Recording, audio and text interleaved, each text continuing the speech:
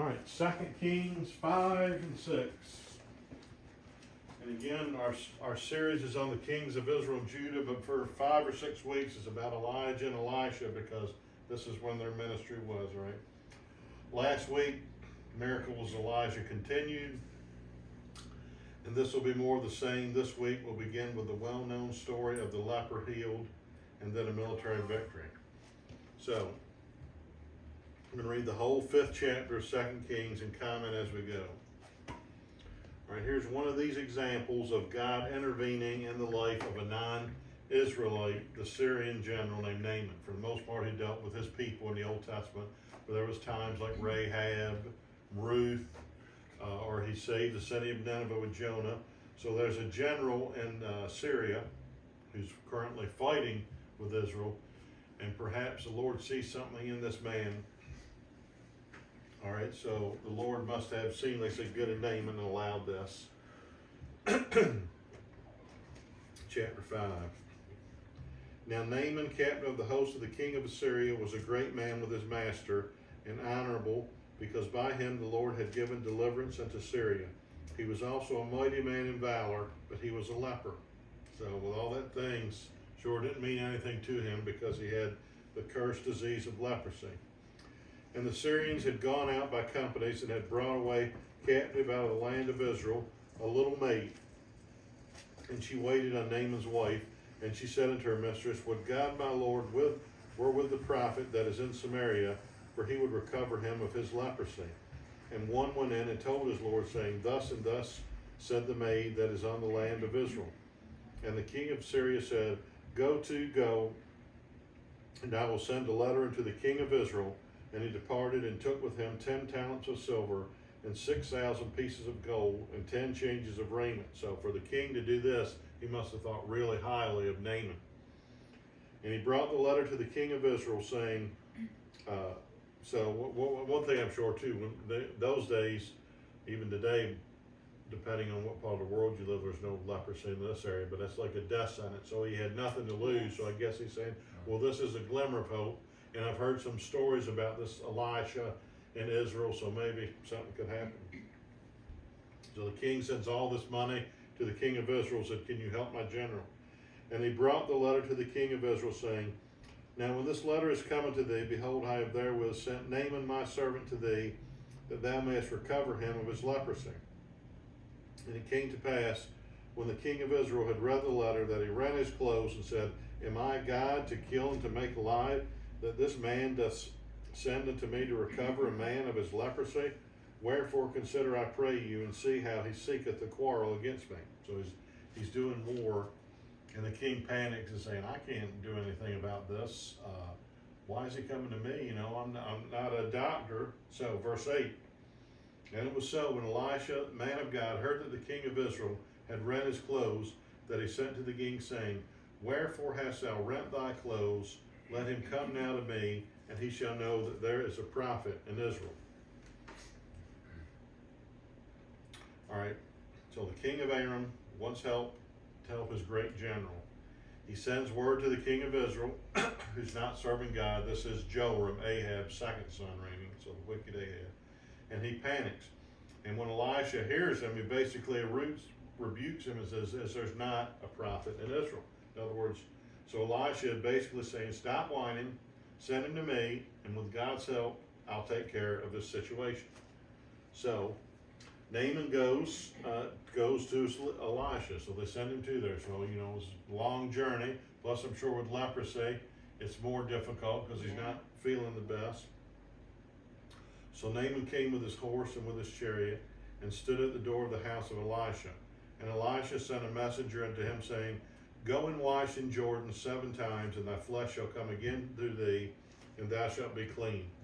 But Naaman was wroth, and went away, and said, Behold, I thought he will surely come out to me, and stand and call on the name of the Lord his God, and strike his hand over the place, and recover the leper. Are not Abana and far rivers of Damascus better than all the waters of Israel?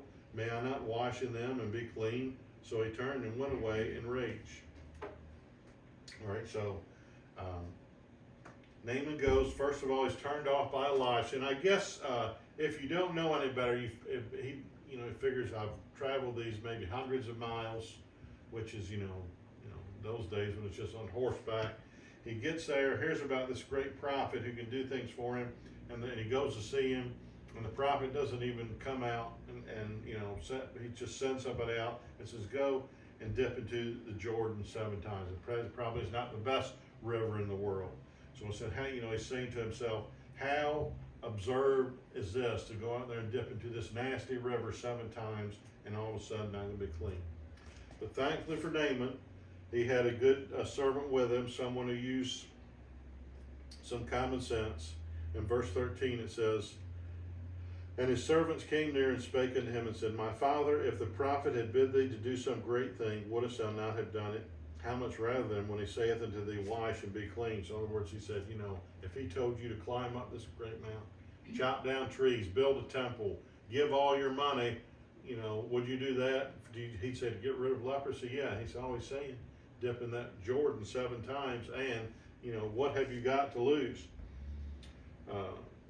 As I say, what have you got to lose? There's 2 instances in the book of 2 Kings, this story here,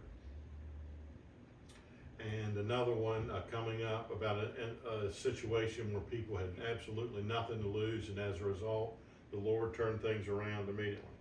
So it goes, verse 14. Then he went down, dipped himself 7 times in Jordan, according to the saying of the man of God, and his flesh came again like unto the flesh of a little child, and he was clean. So complete miracle. Naaman concedes, and what I'm talking about now? Song. Also one of your sermon titles. God wants 7, God wants 7, 6 won't do. That's where it comes. There's a song, Naaman the leper. So the question, just rising that. So what do you all think? I just asked you to when he was dipping. Do you think with each dip a little bit of leprosy came off, or do you think he was just as full of leprosy after 6, and then that's what I tend to think. I think there was no sign at all, and then the 7th time he come up, and his flesh was as clean as a baby. You think maybe if he went the first time, been a little at a time, but where he didn't say, I'll show you, I will give you nothing for the last one. And to see if he had the faith to stick out the whole 7 times. But I guess after one dip, he said, well, I've gone here, I've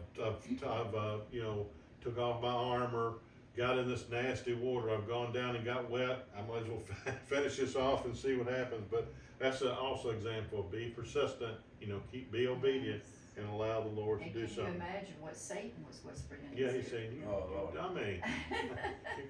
you get this stuff, you're going to feel even worse after 7 dips in this water. Verse 15, and he returned to the man of God, he and all his company, and came and stood before him, and he said, behold, now I know that there is no God in all the earth but in Israel. Now therefore I pray thee, take a blessing of thy servant. But he said, but now Elisha is meeting with him. But he said, as the Lord liveth before whom I stand, I will receive none. And he urged him to take it, but he refused. Elisha says, I don't want anything. Be thankful to the Lord. And then you can see the change in Naaman here. And Naaman said, shall there not then, I pray thee, be given to thy servant 2 mules, burden of earth? For the servant will henceforth offer neither burnt offerings nor sacrifices unto other gods, but unto the Lord. This thing the Lord pardon thy servant, that when my master goeth into the house of Rimmon to worship there, and he leaneth on my hand, and I bow myself in the house of Rimmon, when I bow down myself in the house of Rimmon, the Lord pardon thy servant in this thing. And he said unto him, go in peace. So he departed from him a little way. All right, so in this section, the Lord dramatically heals him, and Naaman, of course, is incredibly grateful. You can see he's converted to the God of Israel. First, he asked for dirt to make an offering from the nation of Israel for his own personal sacrifices. And he apologizes in advance because of his master. He has to take his master into his temple, and he has to kneel to hold him up. But he's saying, I'm not kneeling to that guy. So this is a person who has changed, and surely, I'm sure, probably his whole family was changed and converted as a result of this. All right, so this is just a great story. And Elisha, miracle, Tyler, remember we're keeping up, Elijah had 8. This is the 9th miracle credited to Elisha. Unfortunately, I don't even know how this chapter ends, but it kind of ends on a negative note. And let's go there, verse 20 to 27 as we finish it out. But Gehazi, we know him, that's Elisha's servant. He's the one, when the widow or when the woman's son died, he told Gehazi, go ahead to the child and I'll be there. But Gehazi, the servant Elisha, the man of God, said, behold, my master has spared Naaman the Syrian, is not receiving at his hands that which he brought, but as the Lord liveth, I will run after him and take somewhat of him. So Gehazi followed after Naaman, and when Naaman saw him running after him, he lighted down from the chariot to meet him and said, is all well? So Gehazi chases down Naaman. He said, all is well. My master has sent me, so he's lying here, saying, behold, even now there be come to me from Mount Ephraim 2 young men of the sons of the prophets. Give them, I pray thee, a talent of silver and 2 changes of garments. So he said, one silver, one couple sets of new clothes. And Naaman said, be content, take 2 talents. And he urged him, and bound 2 talents of silver in 2 bags, when 2 changes of garments, and laid them upon 2 of his servants, and they bare them before him. And when he came to the tower, he took them from their hand, and bestowed them in the house, and he let the men go, and they departed. But he went in and stood before his master, and Elisha said unto him, so, just walking away, comes back to Elisha, and gonna act like nothing ever happened. And Elisha said unto him, where comest thou, Gehazi? And he said, thy servant went nowhere, no whither. And he said unto him, went not mine heart with thee, when the man turned again from his chariot to meet thee? Is it a time to receive money, and to receive garments, and olive yards, and vineyards, and sheep, and oxen, and manservants, and maidservants? And he closed out, the leprosy therefore of Naaman shall cleave unto thee, and unto thy seed forever. And he went out from his presence a leper, white as snow. So a sobering thing here. Elisha, of course, refuses gifts for the miracles, but Gehazi's assistant got a little greedy, saying, well, this man's got loaded with things, and he's in a place now, he's so happy over this leprosy, he'll give anything away. So he goes back, lies, gets the gifts, then he foolishly tries to hide it from Elisha, whose of course the Spirit of God is constantly speaking to him. And leprosy, he said, will cling to your family forever. But this may have a better ending that we see here, which we'll talk about in a couple chapters ahead in the future about Gehazi. Did this come to pass? Sometimes when the Bible says forever, you have to read it in context. It doesn't necessarily mean forever, like Jesus is saying, you got to hate your mother and father. Sir, he doesn't mean hate your mother and father. He's saying you got to love me above everybody else. So we'll talk about this later in the book. All right, chapter 6. A floating axe head. Verses 1 to 7. And the sons of the prophets said unto Elisha, behold now, the place where we dwell with thee is too strait for us. Let us go, we pray thee, unto Judah, and take thence every man a beam, and let us make us a place there where we may dwell. And he answered, go ye. And one said, be content, I pray thee, and go with thy servants. And he answered, I will go. So he went with them, and when they came down to Jordan, they cut down wood. But as one was felling a beam, the axe head fell into the water, and he cried and said, alas, master, for it was borrowed.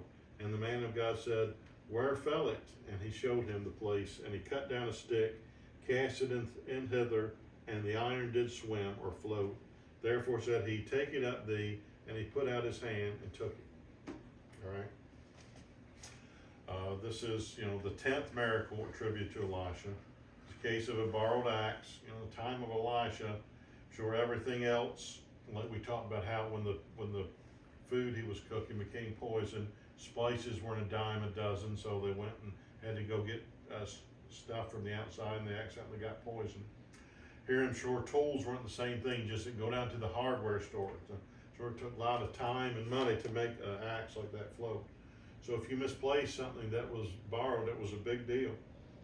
And so he gives this makes me think of a story. I'll tell it briefly. When my first year at Warwick, in one of my English classes, we had to read the story of the necklace. I don't know if you ever heard about it. They actually, I think, made a movie of it on public TV. This woman, back I think like in the 1800s or something, worked for this rich woman, and she was just so you know, enamored by this fancy necklace that was worth thousands and thousands of dollars. And this humble woman had an invitation to like a very special event, and she begged her woman she worked for, could I borrow this necklace? You know, of course she reluctantly did and said, you know, this is a valuable piece of you know, jewelry. Do whatever you do not let anything happen to this. So story goes, I forgot all the event, she loses it. Devastated, tells her husband, they go to a jewelry store and try to replace it, and they work a deal with a man to like work years for him to pay back. So she gives her this new necklace, doesn't tell her, and then years later when she's finally paid it off, she tells the woman, and the woman said, that wasn't the real necklace. I couldn't trust you with that. I gave you an artificial one. So like all those years She worked for that. Now I don't think that's a true story, but it's a good story, and it kind It of is. illustrates. What do you think? I wouldn't have told my husband that. If he said, "What'd you say when she told her that?" She said, "Oh, okay, good." But anyway, so this act's not as valuable as that. But people who borrow things, you know, this one returns out. What have I done? He's let me in good, you know, faith borrow his axe. So what does an axe do? Go down to the depot and take an axe and drop it, and see how quickly that goes down to the ground. But this is the case. This axe, he threw the stick in, and the axe floats. So truly, a miracle of God. Now this is more of a minor miracle compared to some of the things that Elijah and Elisha does, but still a miracle nonetheless. Now we have more of a major miracle. Verse 8 to 22. Victory over the Arameans. Then the king of Syria warred against Israel. So Israel, more than likely because of the unbelief of all these wicked kings, are constantly having war coming against them. He took counsel with his servants, saying, in such and such a place shall be my camp. So the Syria is telling him, this is where I'm going to attack. And the man of God sent unto the king of Israel, saying, beware that thou pass not such a place, for hither the Syrians are come down. So they get down there, and the troops from Israel are gone. So he's like, how did that happen? And the king of Israel sent to the place which the man of God told him, and warned him of, and saved himself there not once nor twice. Therefore the heart of the king of Syria was sore troubled for this thing, and he called his servants and said unto them, will ye not show me which of us is for the king of Israel? And so he's saying, who's spying here? Every time I go to attack Israel, they've moved from there. You know, he says, somebody's got to know this, got inside information. All right, so he plans attacking Israel. Somehow, miraculously, the children of Israel know this.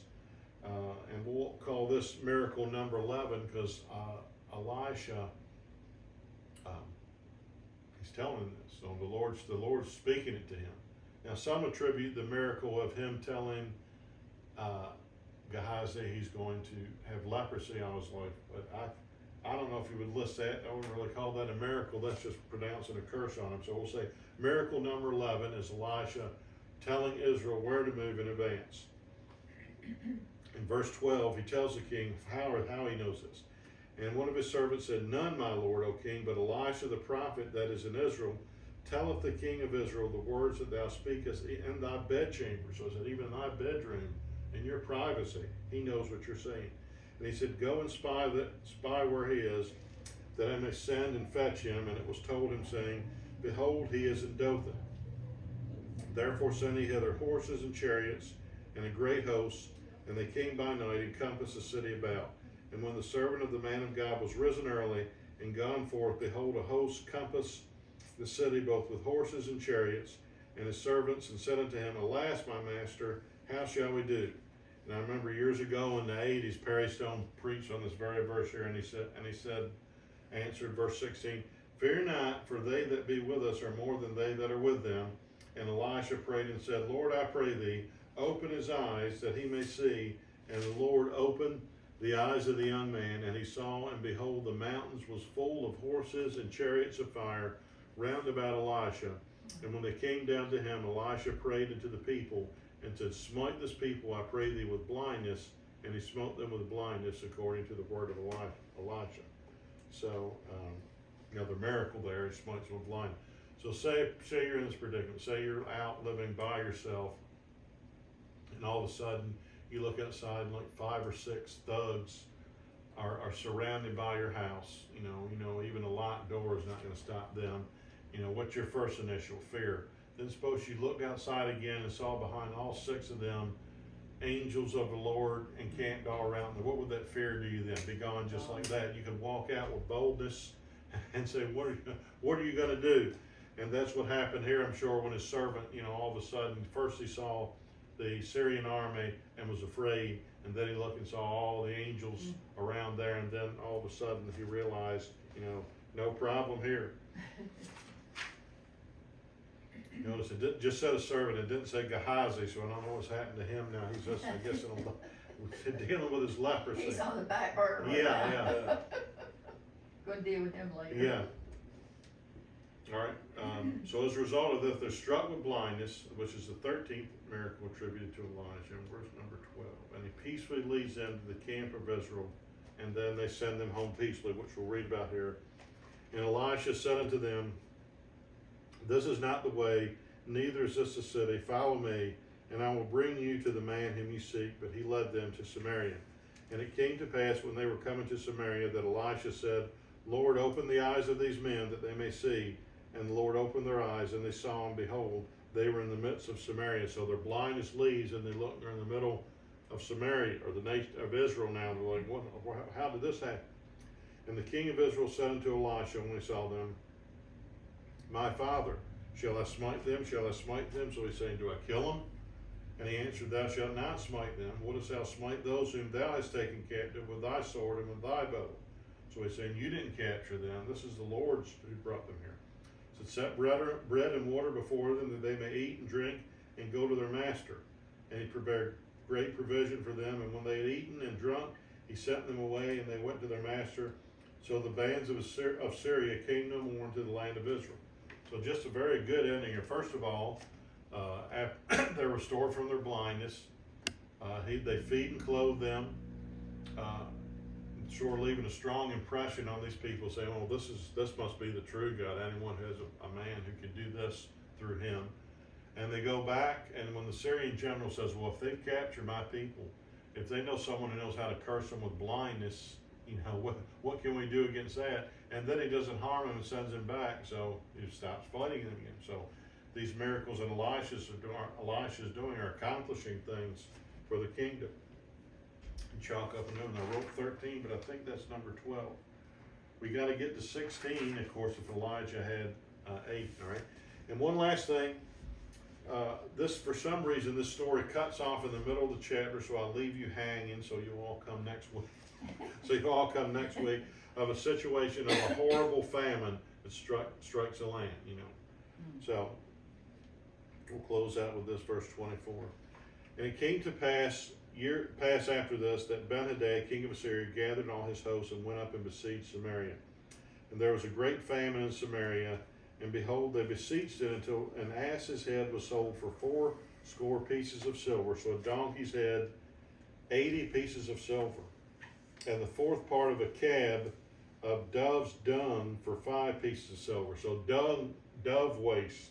Now I think one of my other versions said something else. Whether the case, something very worthless in real life is going for high money, so that's showing how bad it is.